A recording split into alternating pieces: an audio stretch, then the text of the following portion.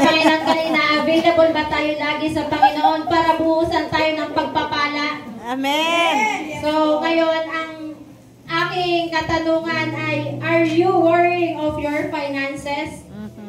Halos naman lahat, no? Meron talaga nag-worry tayo sa finances.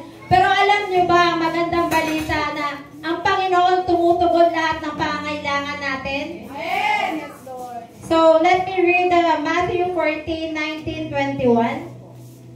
At ating aralin kung ano ang ibibigay na salita ng Panginoon sa atin.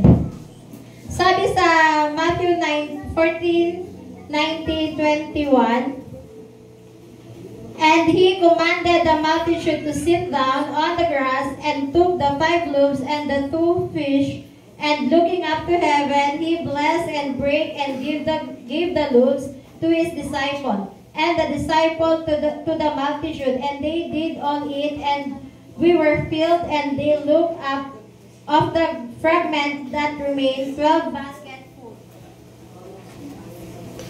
And they that had eaten were about 5,000 men, beside women and children.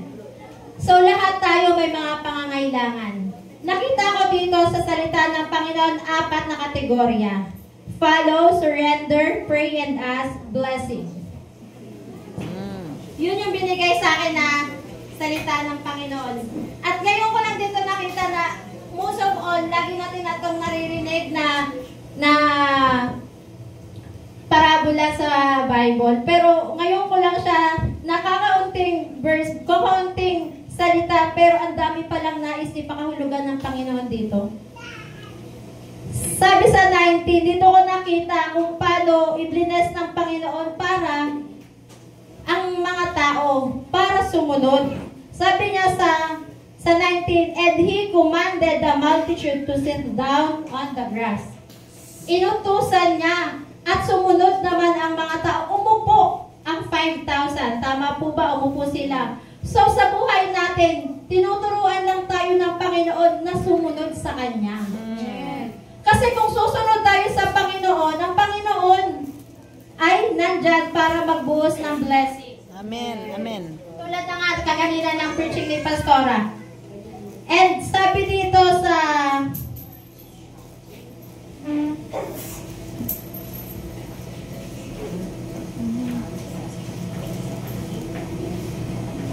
and sa 19 pa din sinabi, and took the 5 loaves and the 2 fishes.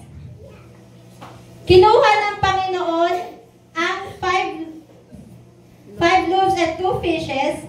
Bakit? Para ibigay sa Panginoon. Ang Panginoon kaya maghimala kahit wala pang pagpipray. Sabi nga ni Pastora, kaya niya. Pero bakit niya pinakita na mag-pray? Tumingin siya sa taas. He looked up to heaven to us. Kasi iso-surrender niya yung pagkain para ipag-pray at ipag-i-ask.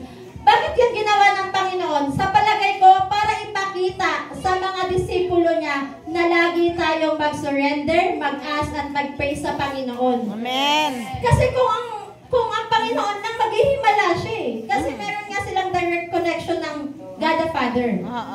Pero ginawa niya yung para maging example. Ipakita sa mga disipulo na dapat ganun ang gawin. Kasi nangangamba na sila kung paano nila pakakainin yung 5,000.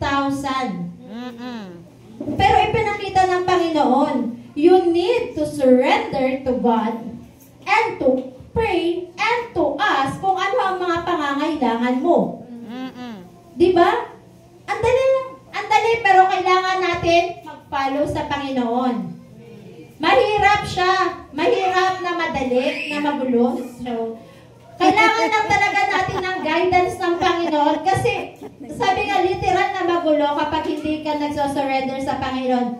Kapag hindi ka nakikinig sa salita niya at kapag hindi ka nagbabasa ng salita niya. Amen. Pero kung tunay na unawain mo ang salita ng Panginoon, nandiyan ang Panginoon mag-guide sa atin. At magbi-bless siya sa atin. Sabi nga niya, di ba? And He blessed and they did all eat. He blessed the 5 loaves and the 2 fish. At nakakain po ang 5,000 multitude. Sa buhay po natin, sa pamilya natin, wala pa naman po yatang 5,000. Am I right? Wala pa. Pero lahat tayo nangangailangan. Lagi tayong may pangangailangan. Minsan hindi natin alam ang lalapitan natin. Minsan sa kapitbahay, sa nanay, sa tatay, sa kapatid, sa classmate. Diba? Pero bakit hindi tayo tumingin sa taas? Bakit hindi tayo mag-follow muna, surrender, pray and ask bago tayo pumunta sa iba? Oo. Kay direksyon na ng Panginoon. Diba? Kasi, mas madaling lumapit ba sa kapitbahay? Mas madali bang lumapit? Andiyan ang Panginoon, hindi mo na po kailangan magmakaawa. Hindi mo na kailangan magpakapalan ng muka. Lapit lang tayo sa Panginoon, andiyan ang Panginoon tutugon sa atin. Amen. Amen. I-bless kayo ng 1,000 and more pa. Katulad ng pag-bless niya sa 5 loaves and 2 fishes at mayroon pang natira. Diba? Ganun ang Panginoon.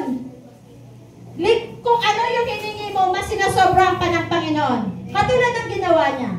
Sa tingin niyo ba, kung hindi yung ipinakita ng Panginoon sa kanila, ang mga disipula ba matututo? Kasi that time, nag-ano pa lang eh, para din tong reminder sa atin eh. Kasi it's a continuous, hindi lang siya sa disciple eh. Nagbabasa tayo ng Biblia. Pinapakita to sa atin na lagi tayong mag-follow, surrender, and ask, and pray. Kasi, ipibless tayo ng Panginoon. Ipibless tayo ng Panginoon, mga kapatid. Amen. Nandiyan ang Panginoon, nakakakita ng pangailangan natin. So, are you still worrying of your finances? Hindi na. Di ba? Hindi na. Kasi bakit? Asan ang sagot? Panginoon. Nasa Panginoon po ang sagot. So, ano ba?